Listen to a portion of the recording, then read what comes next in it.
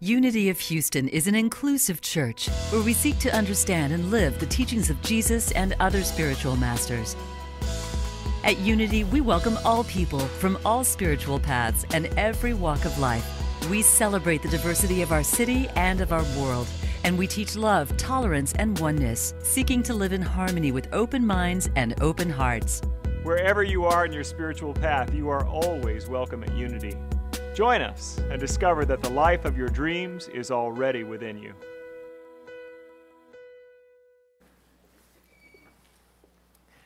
As I mentioned, this is a really unique opportunity on New Year's Eve. Instead of just having it be all about, drinking and finding somebody cute to kiss at midnight, to do a spiritual practice, something where we get to put in our hands something that's in our hearts and our minds. So that's the main focus of this service tonight, so I'm not going to talk too long, but I do have a couple things I want to say about this. I stopped doing New Year's resolutions a while back. They're just in one year and out the next. I thought I'd try it. Okay. Tonight we're really having an opportunity to participate in this beautiful paradox of what it means to be a spiritual being having a human experience. I like to really, first of all, the Hasidic rabbis and the scholars, when they're studying the text and the rabbinical writings on their ancient truth teachings, when they come to an absolute paradox in the teaching, they celebrate, because they know that all truth resolves itself in paradox. And there's a great paradox in that we are spiritual in nature. We are eternal, birthless, deathless, changeless beings of light and love. That's who you are. How are you going to improve on that? That's the truth. You don't have to do anything in your life. You don't have to change anything to be the brilliance of God's own nature expressing in humanity. That's who you are. That is your being. And the paradox is, you got a little work to do. Am I wrong on that? It's like all of us are still revealing that truth of our essence, and that's what we call spiritual growth. That's what we call healing. That's what we call evolution. So I like to think of it as being and becoming. And you are already the being God has created you to be. That's your essence. That's who you are. You may have gotten a different message in a church or a religion of dualism that you grew up in. Sinners saved by grace. Sinners in the hands of an angry God. Anybody else have some of that? I got to be with my family, my Pentecostal brother this past week. We got some interesting conversations. I forgot, just the way I'll say something and like they say, I was like, oh, I forgot people still think that way. Okay, that's good. We'll go on with it. But here, we're about unity with God. That's our nature, is this essential quality of light and love. That's who we are. And we do recognize that we are children of God and that we are eternal, birthless, deathless, changeless beings, and we are also children of earth. We have come here for a purpose, and it's really so that we can discover who we are and who God is over and over again to greater and greater depths of our reality and our lived experience. And as children of earth, we pay attention to the seasons, and this night in particular is important. That people have been celebrating the turn of the year for really as long as people have had any awareness of skies and seasons, because this is the way the earth moves, right? We've been around one time around the sun. And that has been happening longer than there were human beings here. Now, the day that we celebrate, the start of a new year, that shifts from culture to culture. In Judaism, it's in the fall. In some of the Eastern religions, it's in the spring.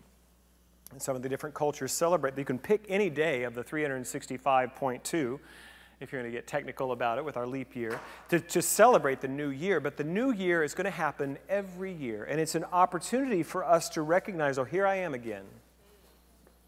I've been here, but not quite.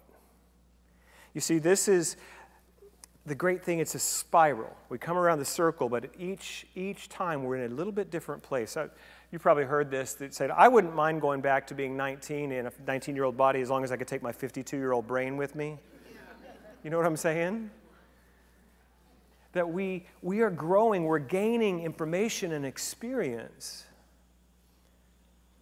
And I love that on this night we're actually celebrating not gaining anything, but losing something. Michael Beckwith says that all spiritual growth is subtractive. You already are the essence of God's nature. All you got to do is let go of everything that stands in the way of it. So that's what we're here to do, to let go of some of the stuff that stands in the way. There's the great story, who knows if it was factual or not, but Michelangelo had this great block of marble. And they asked him how he was able to achieve the David sculpture that many of you have seen. And he said, all I had to do was look into the marble and remove everything that wasn't David. And so, you are here tonight to release some of your not you stuff, some of the ideas and beliefs. So I want to just offer you, some of you have already come in with like reams of paper and you know what you're releasing tonight. Every year we have somebody come in with just page after page. And maybe not. Maybe you don't know what you're going to write on the white sheet later and put into the fire. So I'm going to offer a couple of things to think about.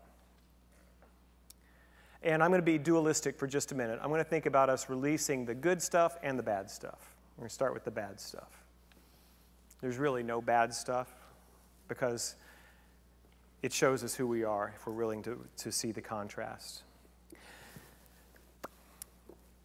I'm going to invite you to think about the patterns in your life, in your belief system, in your thinking, in your actions that create the problems that you experience over and over again. If you are dating someone who is unavailable emotionally, and maybe you've done that a time or 20, guess who the common denominator in that equation is? There's something in your consciousness that attracts a romantic partner that's not available to you. Or it could work just the opposite. If you attract someone who's needy and clingy, and you've done that road a couple of times before, there's something in your, and it's a dance, and we're talking about relationships, but they have their stuff too, but there's something in you that has attracted into your experience that. It's the same thing with finances. It's the same thing if you have a history of terrible bosses who don't get you and don't respect you. That's something that you're carrying. It's a pattern of belief and idea and thought, and it's false. That you're creating an experience out of a false belief because we are always creating. That's what we teach the creative process here from a spiritual perspective, is that there is the law, which is that aspect of God that responds to our thinking, our long-held beliefs and thoughts, and then will create that experience for us. And it's a powerful thing because we're always creating unconsciously, but if we can begin to work with it consciously, we can create what we want in life. And that's so many of our classes. I know Jean Marie's about to teach metaphysics again. That's so much of our teaching here is about how we can consciously work with the law, how we can consciously use creative divine energy to create the life of our dreams and our hopes. And what I know is that sometimes we have to get stuff out of the way to make room for the new. And we often don't take time to clear the stage. So, we want to let go of those beliefs that might stand in the way of our good, of our experience of good. One of the ones that, just to give you an example of this, I remember at Christmas time as a freelance musician in Dallas all those years, it was the busiest time of the year for me, but it was also the most stressful. And I remember that feeling of overwhelm, like there's too much to do and not enough time to do it. Have you ever had that experience? And I was sharing about it in a 12-step meeting one time, and then this old-timer in the program, he just said, you know, Michael, you don't have to do all that right now. And I was like, what? There was a belief in me that said unless I had every task accomplished and handled, that I was lacking or I was doing something wrong. There was something wrong with me, and it caused this feeling of stress and lack of peace. And what I found that just by shifting my belief, I could be okay with the not having everything finished. So underneath the pattern of being overwhelmed and too busy and stressed out was this belief that I was somehow inadequate or insufficient. And when I could recognize that, I could let it go. Now, Karen and I were just talking about, I gave this same talk last service, and she said, you didn't mention that may be a process. That sometimes these the particular beliefs that have been running us, that we usually inherited from, if it's not one thing, it's your mother, from our parental system, our family's tradition, that we may not heal it all in one fell swoop tonight by putting it in the bowl, and you may gain some new levels of freedom. And that's what it's about, is that we can begin just to let those old patterns go. So that's the first thing, as far as letting go of the stuff that doesn't serve and stuff that you don't want in your life. Think about the pattern of behavior and thought that might be creating some of the struggles in your life. And then the second thing I'd like us to think about as we're moving into meditation and into our ceremony tonight is the good stuff. Who wants to let go of good stuff? Well, sometimes something that has been so good and such a blessing in your life, the season has come to an end, but we're not really willing to let it go yet. Maybe friendships, maybe a job, just ways of being in the world. It's served us, it's been good, but it's done. I heard a therapist, talked about relationships being like eggs that you're trying to hold in your bare hand. You think you can just keep adding things into that hand, and you can't. There's a limit to what you can hold, and if you don't start putting something down, things get broken. And that's not just relationships, that's just life. We can't go using the law of attraction to create all this new and good stuff in our life without first making room. So that's the thing I'd like you to think about, is as we're going to go into a meditation and ask these questions, what is mine to release tonight? It may not necessarily be bad stuff. There may be stuff that's been really good and useful and it's served, but it might be time to let it go. It's complete. What we're really talking about here is conscious completion. And this may bring up feelings of sadness, loss. My friend Kathy Hearn's a brilliant teacher, and she's hit me to this idea of something called completion grief. I've set out on this task, and I've accomplished it. I've put the time in. I've gotten the results I wanted, and it's done. And I grieve that process of creating and achieving is over. I talked on Christmas Eve about courage being an attribute that we need in a faith-filled life. Because to step out into the unknown, into who we know we're called to be, but we haven't yet achieved it or attained it or lived it yet in this body, it's always asking us to go beyond what we know into the unknown, and that is scary because we don't know what we don't know is out there. And sometimes we don't know what our life is going to look like without this thing, this person, this relationship, this identity that we've been holding on to. And the courageous people I know are the ones who grieve the best.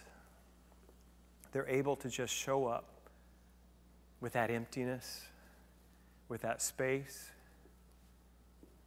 and just witness it and feel the sadness of it and know that in no way has made them less spiritual. In fact, I would offer that makes us more spiritual, to be able to just witness the change and the loss. And everything in the world of form will end. Did you know that? And the spiritual truth is that we're eternal, and the qualities of God are unbreakable and never-ending. But as they reveal themselves in particular forms, every form has a beginning and a middle and an end. So, sounds like a bit of a bummer, but it's actually a place of great freedom. Because then as we move through our lives, we begin to tune ourselves to the seasonality of it. And we begin to feel when something is coming to a close. And we come at it not with our hearts being closed around it, and we don't have to have claw marks all down the side of the thing we're trying to let go of. But we can actually trust. And that's what this is really about. You are being invited to trust life, trust God, that you are being carried, lifted, guided, inspired, set up for success and a fulfillment in everything you do. That's what's happening here. And even though it may feel painful to let something go that has been so familiar, on the other side of that is a feeling of possibility, spaciousness. You've been given 2 sheets tonight in your bulletin. In a moment, we'll kind of go over the logistics of that. But a white one to burn and release, and then a green one to put your affirmation and your intention on. Maybe you know what those are, and maybe you don't. It's okay if you don't. It's okay to just be in the threshold of letting the old go and the new hasn't shown up yet. It's okay. So, we're going to move into the rest of our service, but I wanted to end my remarks with this beautiful reading. This is sort of a prose poem by Reverend Sapphire Rose from Agape in LA. She let go. Without a thought or a word, she let go. She let go of the fear. She let go of the judgments. She let go of the confluence of opinions swarming around her head. She let go of the committee of indecision within her. She let go of all the right reasons, wholly and completely without hesitation or worry. She just let go. She didn't ask anyone for advice, and she didn't read a book on how to let go. She didn't search the scriptures. She just let go. She let go of all the memories that held her back. She let go of all the anxiety that kept her from moving forward. She let go of the planning and the calculations about how to do it just right. And she didn't promise to let go. She didn't journal about it. She didn't write about the projected date in her day timer. She made no public announcement and put no ad in the paper. She didn't check the weather report or read her horoscope. She just let go. And she didn't analyze about whether or not she should let go. She didn't call her friends to discuss the matter. She didn't do a 5-step spiritual mind treatment. She didn't call the prayer line. She didn't utter one word. She just let go. And no one was around when it happened. There was no applause or congratulations. No one thanked her or praised her. No one noticed a thing. Like a leaf falling from a tree, she just let go. There was no effort. There was no struggle. It wasn't good. It wasn't bad.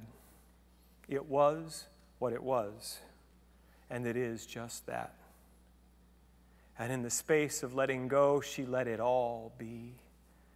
A small smile came to her face. A light breeze blew through her. And the sun and the moon shone forevermore. Thank you for watching this message today. I'd like to invite you to join us in person here on campus at Unity of Houston for Sunday morning or Wednesday evening services. If you can't be with us here on our campus, you can still join us live on Facebook or on our website, unityhouston.org, Sunday mornings at 11 a.m. Central.